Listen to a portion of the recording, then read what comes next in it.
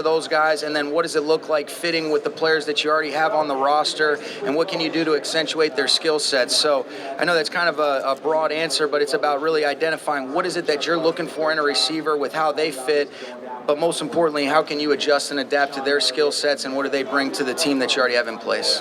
Sure. Yeah, I think it's an interesting, situation that presented itself this year, Gary, where we've got great continuity in a lot of spots on our coaching staff, and we have 2 new coordinators on offense, defense, and special teams. And so I'm not going to be here the whole week. I'm going to be leaving, pretty shortly. And what it looks like is Les and his group do a great job with the vetting process, and then our position coaches have a great feel of, okay, what do we want to do?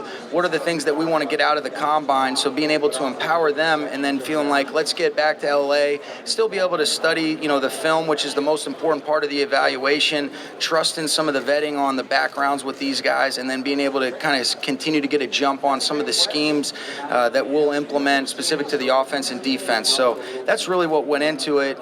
If it was a bunch of turnover, then I think you'd say, all right, well, we can get a lot of this stuff done out here.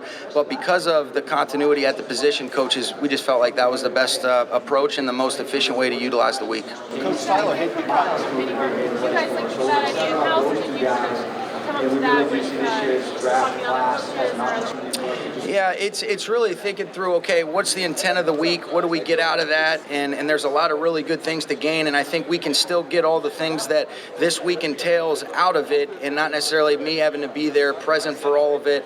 And then you say, all right, what can we gain being back there with Kevin and with Brandon, and being able to go through some of the things that we're looking for as far as continuing to evaluate and do our due diligence with the draft process, but then also start to have a vision for, okay, this is what we want to be able to do, but how do our players fit into that? Because it's always about adjusting and adapting to your players.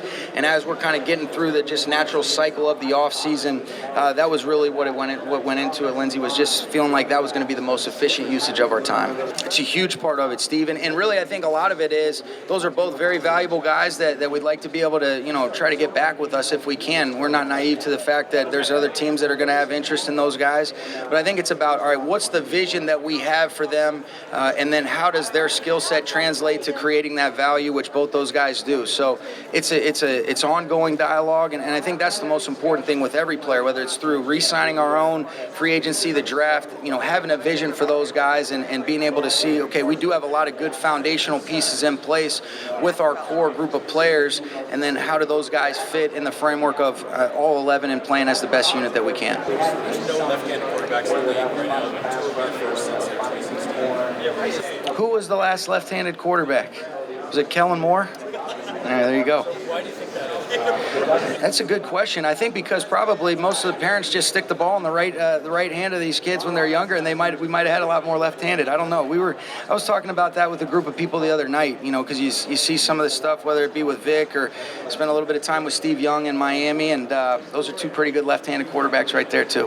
Coach, Tyler Higbee caught fire at the end of the season. Is that level of production sustainable for him, and can he become one of the premier, maybe George Kittle tight ends?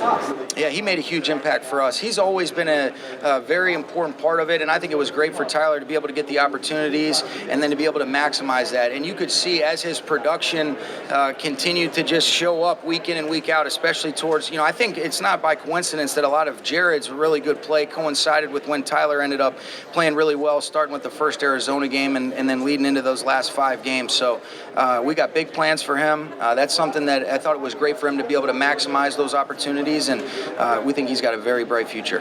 It's a huge part of it. I think you've always got to make sure that your self-scout is one of the most important things that you do, and that's ongoing. That's something that you don't just wait until the end of the year or a couple weeks to be able to go back and look at it.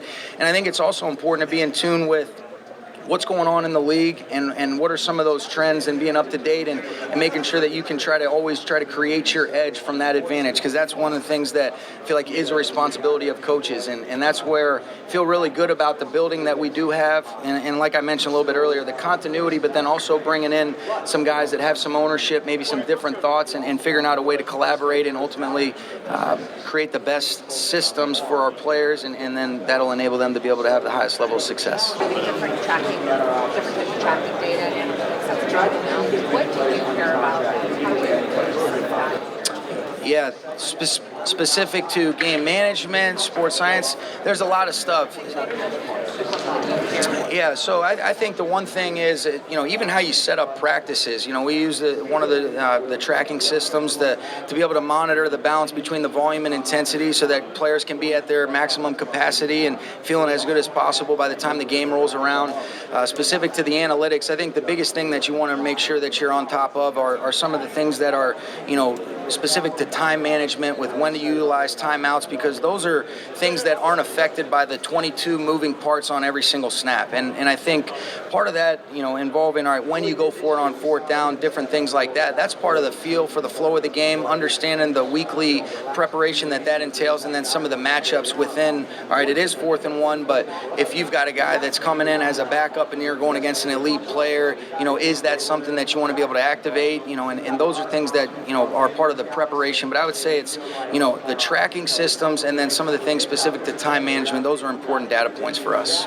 Yeah, we're working through that right now. I think, with a guy like that, it's no different than, an Andrew Whitworth has a different plan of approach. You want to be consistent, Steve, but I think certain guys just understanding the workload that their specific position entails, or what is the best way to really have a long-term solution for getting through the entire season.